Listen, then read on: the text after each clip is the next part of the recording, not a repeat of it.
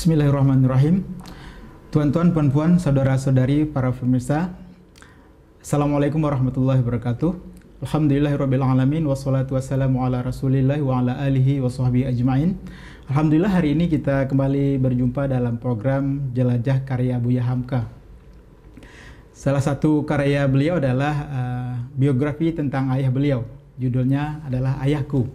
Dalam biografi ini ada isu aktual yang sampai sekarang juga mungkin masih berlaku, isu-isu aktual tentang perbedaan pendapat ya. Dan bersama kita sudah hadir Ustadz Roni Chandra. Assalamualaikum Ustadz. Waalaikumsalam warahmatullahi wabarakatuh. Ustadz, kita langsung saja ya. Di buku Ayahku, biografi dari Ayah Buya Hamka ini ada isu aktual tentang perbedaan pendapat antara kaum tua dan kaum muda. Sejak kapan itu terjadi Ustadz? Ya, saya melihat apa yang ditulis Buya Hamka ini sepertinya memang Allah hadirkan beliau untuk mencatat sejarah-sejarah penting di negeri kita. Tema yang kita bahas pada kesempatan ini yaitu tentang perbedaan pendapat antara kaum tua dan kaum muda yang muncul pada awal abad ke-20 di Minangkabau, yang juga menjadi pembicaraan di banyak tempat ketika itu. Tepatnya perbedaan atau pergesekan pemikiran di antara penggerak-penggerak dakwah pada masa itu muncul atau mulai ditandai ketika ayah Buya Hamka ini, Haji Abdul Karim Amrullah, pulang dari Mekah untuk yang kedua kali.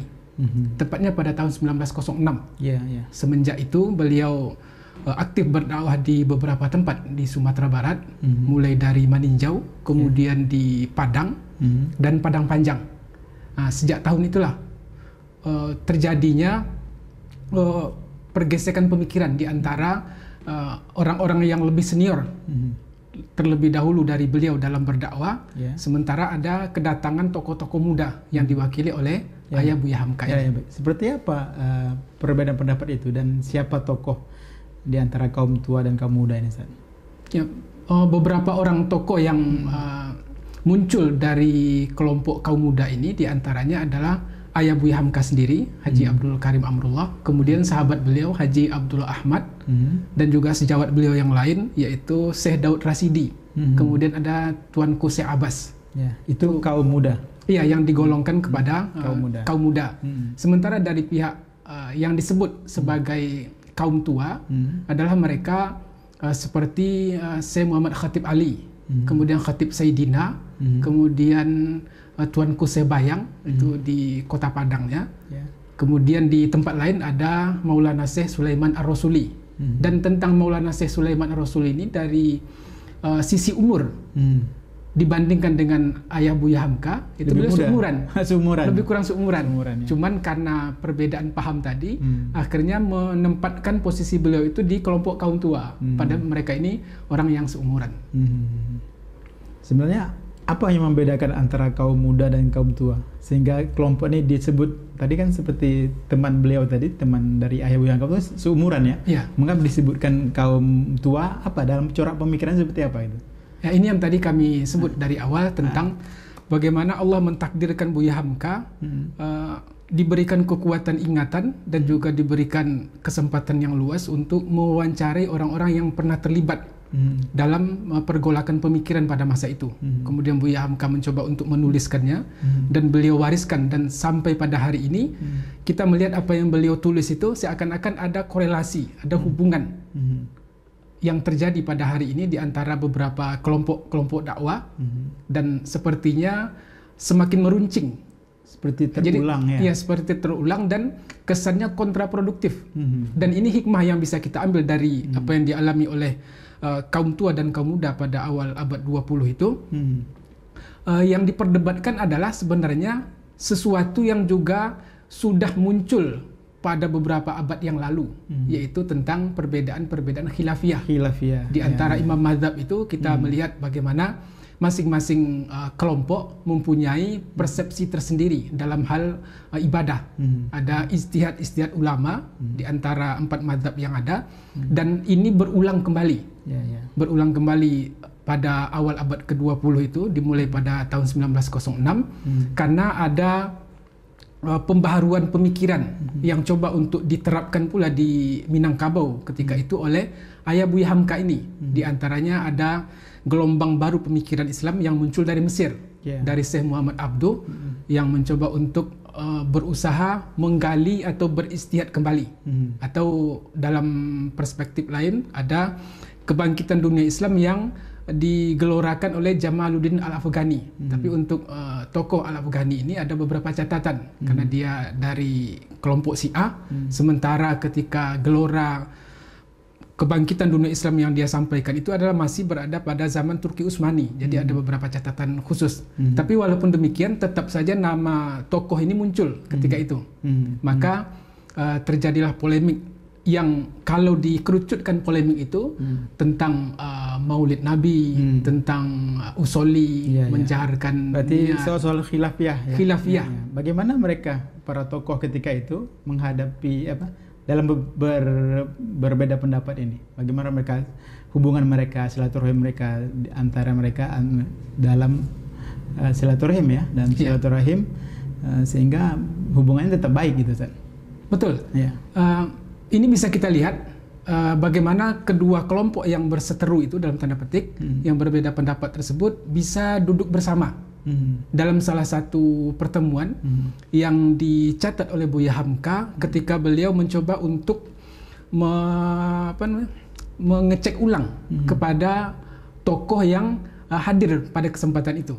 Di antaranya di sini dalam buku ayahku beliau menanyakan kepada Tuanku Syekh Abbas dalam ziarah beliau ke kota metro Lampung. Kemudian juga ketika Tuanku Syekh Abbas ini berkunjung ke Jakarta. Jadi ada 2 kali Buya Hamka untuk memastikan jalannya cerita pertemuan itu. Ini kan semacam investigasi secara tidak langsung. Jadi apakah pertemuan yang pertama di kota metro itu ingatan Syekh Abbas itu ala kadarnya, dipastikan lagi ketika beliau berkunjung ke Jakarta, ditanya lagi oleh Buya Hamka dan penjelasannya sama. Beliau menyebutkan di sini pertemuan itu bermula yang dicoba sponsori oleh Haji Jamil di kampung Pondok Padang. Diundanglah beberapa tokoh dari kalangan tua. Jadi Haji Jamil ini sebagai tuan rumah yang mempertemukan kedua belah pihak karena beliau melihat ada sesuatu yang mungkin kurang menggembirakan untuk masa depan dakwah, sehingga dipertemukan kedua belah pihak itu di kampung Pondok Padang. Yang diundang adalah seperti yang kami sebut di awal tadi, yaitu Tuanku Muhammad Khatib Ali, Khatib Sayyidina, Tuanku Syekh Bayang, Tuanku Syekh Seberang Padang, dan Imam Masjid Ganting.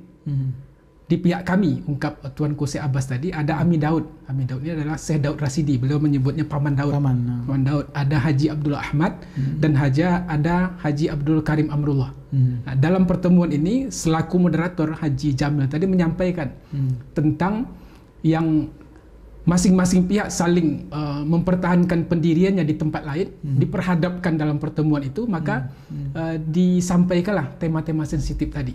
Yang pada kesimpulan dari pertemuan ini, masing-masing pihak bertahan dengan pendapatnya masing-masing, tapi mereka bisa duduk bersama, bisa bertatap muka. Itu poin penting ya. Ini yang kami sebut tadi sebagai sesuatu yang memang seakan-akan Allah mentakdirkan Buya Hamka ini untuk memberikan kepada kita sebuah hikmah yang luar biasa tentang masa depan dakwah di Indonesia. Jadi suasana pertemuan itu silaturahmi nampak ya, persaudaraan nampak ya. Nampak sekali.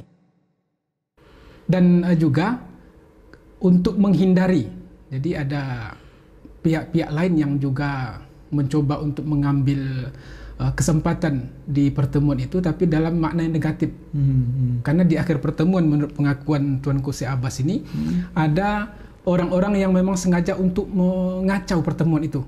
Pihak ketiga. Pihak ketiga. Ini yang kita khawatirkan. Ketika semakin runcing perbedaan-perbedaan itu, tidak disadari ada pihak ketiga yang coba untuk mengambil kesempatan, bukan dalam rangka untuk supaya tokoh itu bisa bersatu, saling menghargai, tapi berusaha untuk mempertajam. Nah, ini yang coba juga pada pertemuan berikutnya, masih di rangkaian pertemuan itu, akhirnya mereka, kelompok kaum muda ini kembali ke daerahnya masing-masing. Karena Syekh Abdul Karim Amrullah dari Maninjau, kemudian Tuanku Daud Rasidi dari Balingka, Bukit Tinggi, dan di beberapa tempat akhirnya mereka pulang ke daerahnya. Pada bagian lain, saya tambahkan di sini adalah ada catatan dari Tuanku Muhammad Khatib Ali. Saya sebutkan di sini bahwasanya pertemuan itu terjadi pada tanggal 15 Juli 1919. 1919 ya. Ya. Dari tahun 1906, artinya sampai ke 1919 ada sekitar 13 tahun. Ya. Jadi puncak pertemuan itu terjadi pada bulan Juli 1919. Berlanjut lagi pada tahun 1921. Jadi ada lebih kurang 15 tahun masa dalam tanda petik polemik di antara kaum muda, perbedaan tadi. Cuma pada akhirnya mereka mau untuk saling duduk bersama gitu ya. Dan perlu diwaspadai ya kalau ketika ada dua kelompok yang saling berbeda pendapat, jangan-jangan ada pihak ketiga yang mengompori ya. Itu yang harus diwaspadai ya. Iya, ini yang diberikan kesaksiannya oleh Tuanku Syekh Abbas tadi. Ya, pihak ketiga itu beliau menyebut sini adalah preman yang memang ingin sengaja untuk mencelakai dari pihak kaum muda. Ya. Jadi yang memang ingin membuat mereka untuk saling bersuuzon, berburuk sangka dengan kalau sampai muncul kelompok dari pihak preman tadi berhasil dengan rencananya itu bisa jadi ini akan semakin meruncing. Ya. Tapi akhirnya gagal ya. Waspada, berarti harus benar-benar waspada ya. Agar kita tetap bersatu bersama dalam ukhuwah Islamiyah gitu Ustaz ya. Kemudian bagaimana ya? Ini kan karya Buya Hamka Ustaz ya. Buku biografi ayahku ini adalah karya Buya Hamka. Bagaimana Buya Hamka merespon dari adanya perbedaan pendapat antara kaum tua dan kaum muda tersebut? Ya, sebelum masuk ke sana, ada mungkin tadi yang agak terlupa tentang pihak yang berseteru tadi, tentang pihak yang saling berbeda pendapat itu. Sebagai lanjutannya adalah ketika ayah Buya Hamka itu ditahan oleh pemerintah Belanda pada tahun 1941, artinya sejak 1906 sampai pada 1921, berarti ada jarak beberapa tahun kemudian. Masa sudah agak mulai mengendor karena mereka dihadapkan dengan berbagai macam isu lain yang datang dari pihak Belanda. Dan akhirnya sampai pada tahap kondisi ayah Buya Hamka tadi tidak lagi berada di Minangkabau, ditahan di Sukabumi, kemudian pindah ke Batavia, ke Jakarta. Nah, tokoh yang dahulu pernah berseberangan pendapat dengan beliau dari pihak kaum tua ini, salah satunya adalah Maulana Syekh Sulaiman Ar-Rasuli. Di belakang beliau ini ada lembaga pendidikan yang bernama PERTI, Persatuan Tarbiyah Islamiyah yang di Candung. Ini sangat populer pada awal abad 20. Masih ada sampai sekarang. Sampai sekarang pun masih ada jaringan lembaga pendidikannya juga tersebar di Sumatera Barat dan sampai ke Riau ini. Begitupun dengan kaum muda, dengan perguruan tawalibnya mereka juga membentuk jaringan pada saat itu. Sampai juga ke Bangkinang, ada Darun Nahdhah Tawalib Bangkinang. Dari masing-masing pihak yang mempunyai lembaga di belakangnya itu, ketika Buya Hamka ingin berkunjung menziarahi ayahnya yang sedang dalam tahanan di Sukabumi, sudah di Jakarta. Beliau sudah pindah ke Jakarta. Ada pesan dari kelompok kaum tua tadi.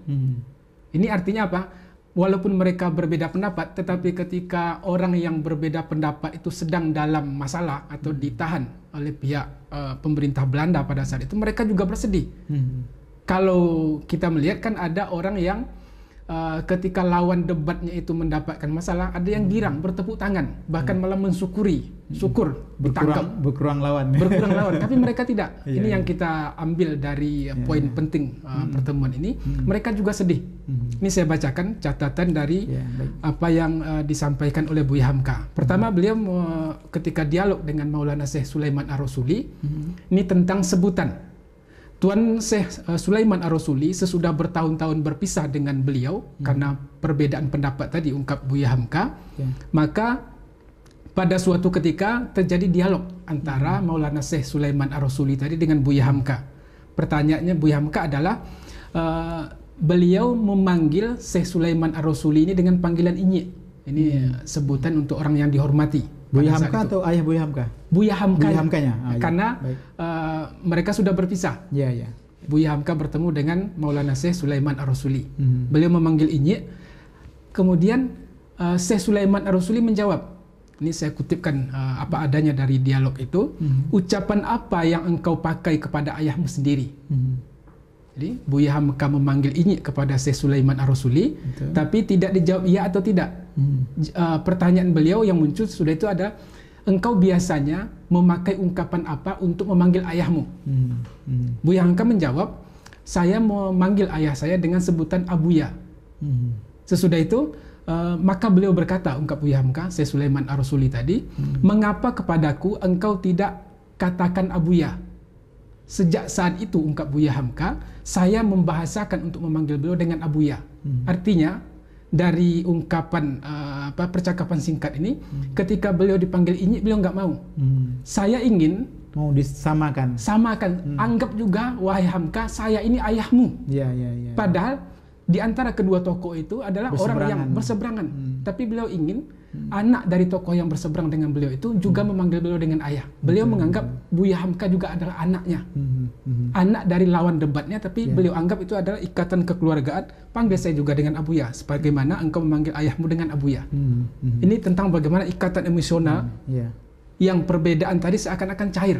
Ini akhlak ya? Akhlak dari seorang ulama yang mereka walaupun berbeda pendapat, tapi ada hal besar yang mereka kedepankan, ikatan emosional, ukhuwah Islamiyah, dan menganggap anak dari lawan debatnya itu juga adalah anaknya sendiri.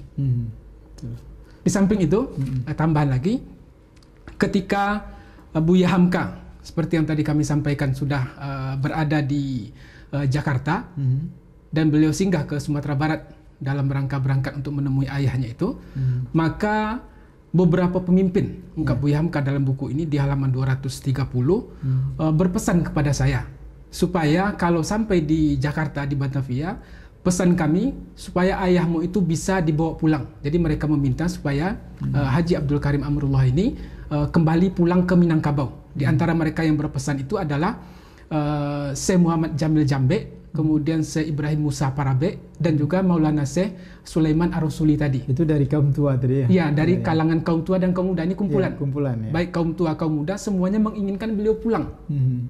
Jadi ada rasa, ada kekosongan yang mereka rasakan. Kehilangan ya? Kehilangan, padahal mereka saling berbeda pendapat.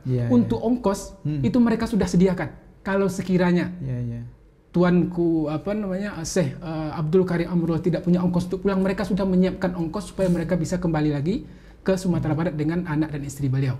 Dan pesan khusus yang juga disampaikan oleh Maulana Syekh Sulaiman Ar-Rasuli itu adalah dalam sebuah lembar catatan sobekan kertas, beliau menulis pesan beliau kepada Buya Hamka, dengan saya menulis di lembaran sobekan kertas ini supaya nanti ketika ada pemeriksaan dari pihak Jepang, karena itu sudah masuk, berubah ya, sudah ya, dari awalnya Belanda, kemudian Jepang masuk, beliau pindah ke Jakarta, supaya nanti tidak dicurigai bahwasanya sobekan kertas ini adalah suatu sobekan yang biasa, tidak ada pesan yang mereka curigai, padahal itu adalah pesan penting. Pesannya apa?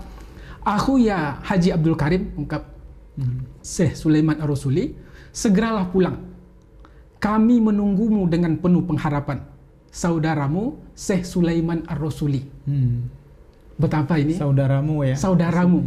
Padahal mereka adalah orang yang terlibat dalam perbedaan yang meruncing ketika itu.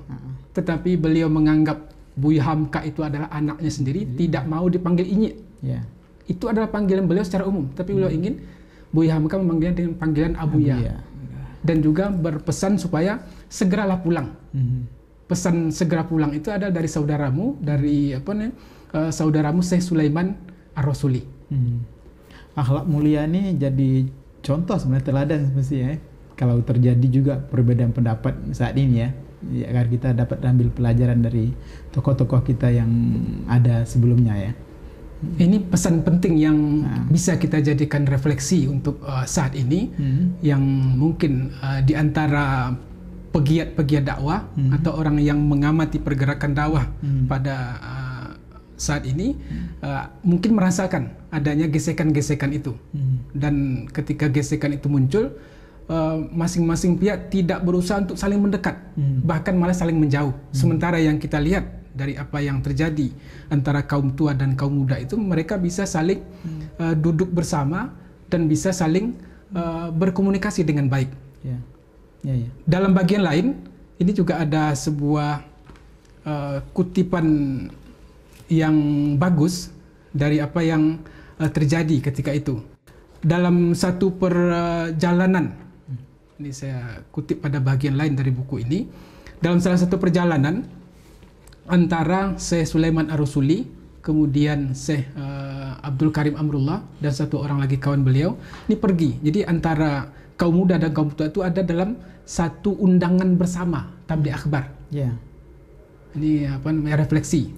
Refleksi lain yang bisa kita lihat. Kemudian dalam perjalanan tersebut mobil yang mereka tumpangi mogok.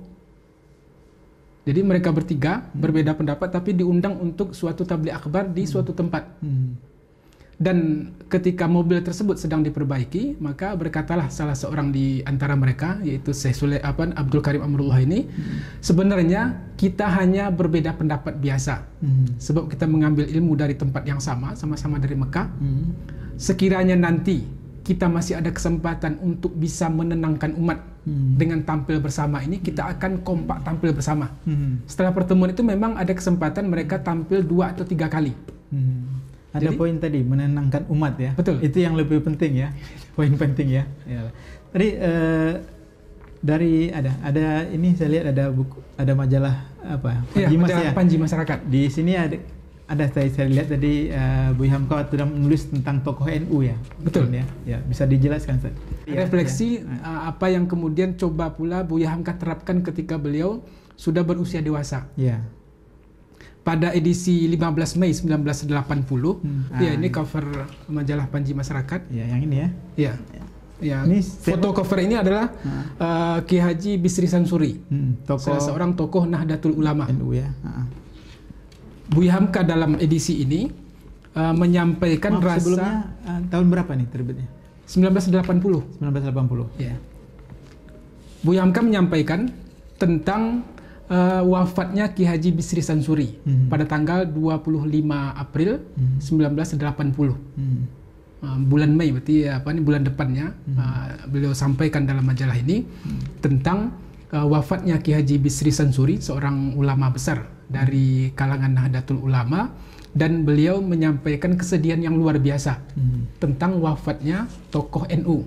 Sementara Buya Hamka sama-sama kita tahu beliau berada di posisi seberang sebagai tokoh dari kalangan Perserikatan Muhammadiyah. Tapi bagaimana dengan jiwa besar, beliau menampilkan sosok Ki Haji Bisri Sansuri dalam cover depan majalah ini, dan juga merasakan rasa duka cita yang mendalam dengan wafatnya Ki Haji Bisri Sansuri. Dan dalam menyampaikan duka cita itu beliau mengungkit kembali, menyampaikan kembali tentang perbedaan pendapat, pergesekan pemikiran di antara kaum tua dan kaum muda pada awal abad 20. Dalam buku ini ya, yang dalam biografi ayah beliau ini ya. Jadi ada korelasi.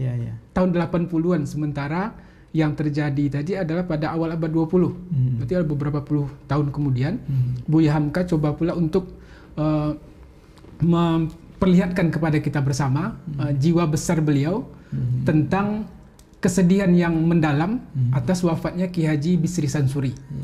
Dalam menjelaskan atau takziah beliau terhadap Ki Haji Bisri Sansuri ini, beliau juga mengungkapkan sebuah peristiwa lain. Peristiwa lain itu yang pertama adalah tentang Buya Datuk Panglima Kayo di Sumatera Barat pada tahun 70-an itu sudah berusaha untuk meleburkan perbedaan yang meruncing tadi. Dengan beliau, Buya Datuk Panglima Kayo ini adalah anak dari Syekh Daud Rasidi, kawannya ayah Buya Hamka yang terlibat polemik itu. Beliau punya anak namanya Mansur Daud Datuk Panglima Kayo. Beliau seangkatan dengan Buya Hamka. Tahun 70-an di Minangkabau itu beliau mencoba untuk merangkul Syekh Sulaiman Ar-Rasuli. Jadi beliau ungkap di sini. Yang kedua adalah tentang wafatnya Ki Haji Wahid Hasim, tokoh juga NU ya, tokoh NU, keturunan dari Ki Haji Hadratus Syekh Hasim Asy'ari. Buya Hamka menyampaikan ketika Muhammad Nasir datang ke rumah saya mencari referensi untuk memperingati Muhammad Iqbal, tokoh dari Pakistan, seorang filsuf. Muhammad Nasir akan menyampaikan sebuah makalah tentang Muhammad Iqbal di salah satu hotel di Jakarta, dan beliau datang ke rumah Buya Hamka untuk mencari referensi.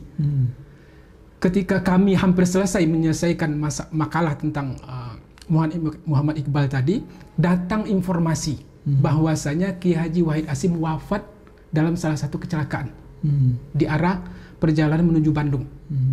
Apa yang Buya Hamka lihat dari reaksi Muhammad Nasir. Ini kan orang yang juga terlibat perbedaan antara Masumi dengan NU. Muhammad Nasir adalah mantan ketua Masumi. Kemudian Kiai Haji Wahid Hasyim adalah seorang tokoh NU. Dan NU sempat pula keluar dari Masumi. Itu pada zaman Orde Lama. Artinya mereka juga ada perbedaan. Ada perbedaan hampir mirip dengan kaum tua dan kaum muda tadi. Tapi apa reaksi Muhammad Nasir mendengar wafatnya Kiai Haji Wahid Hasyim tadi? Buya Hamka menulis, saya lihat bagaimana terkejutnya Muhammad Nasir menerima berita itu. Dan terkejut itu diiringi oleh air mata yang sangat lebat sekali. Hampir 5 menit lamanya Muhammad Nasir menangis. Kemudian dia berucap, suatu kehilangan besar buat kita. Sudah berkurang lagi seorang teman seperjuangan yang bertukar pikiran dengan baik dalam persesuaian maupun perselisihan. Jadi lawan teman perjuangan, dalam perselisihan ataupun dalam persesuaian. Sebuah kehilangan besar yang dirasakan oleh Muhammad Nasir. Ini refleksi yang coba bangun kembali oleh Buya Hamka sebagai pelajaran bagi kita bersama. Dan tentang Kiai Haji Bisri Sansuri Sadi, Buya Hamka menyebut bahwasanya kebiasaan kiai itu saya lihat hampir sama saja. Bahwasanya mereka bangun di malam hari, menunggu waktu subuh dengan berzikir dan sholat tahajud, dengan zikir dan berbagai macam ibadah-ibadah sunnah itu. Ayah saya juga demikian ke beliau. Sehingga saya beranggapan bahwasanya Kiai Haji Bisri Sansuri ini juga adalah panutan bagi saya sendiri, ungkap Buya Hamka. Luar biasa. Iya, ini luar yang biasa. Coba kita para tokoh itu berbesar, saling berusaha untuk memberikan penghormatan satu dengan yang lain walaupun mereka terlibat dalam perbedaan pendapat ini jadi pelajaran penting bagi kita semua. Alhamdulillah Ustaz, terima kasih banyak atas pendalaman dari buku karya Buya Hamka ini, buku biografi ayahku. Insyaallah kita akan sambung di episode berikutnya. Ada pelajaran penting. Yang pertama adalah ketika kita berbeda pendapat, kita mestilah berlapang dada, kita tetap menjaga silaturahim, persaudaraan sesama muslim. Dan juga yang penting adalah bagaimana perbedaan pendapat itu tetap umat jadi tenang. Itu yang dapat saya tangkap tadi Ustaz ya. Ya baik para pemirsa, demikian program kita pada hari ini. Sampai jumpa pada episode berikutnya dalam program Jelajah Karya Buya Hamka. Assalamualaikum warahmatullahi wabarakatuh. Waalaikumsalam warahmatullahi wabarakatuh.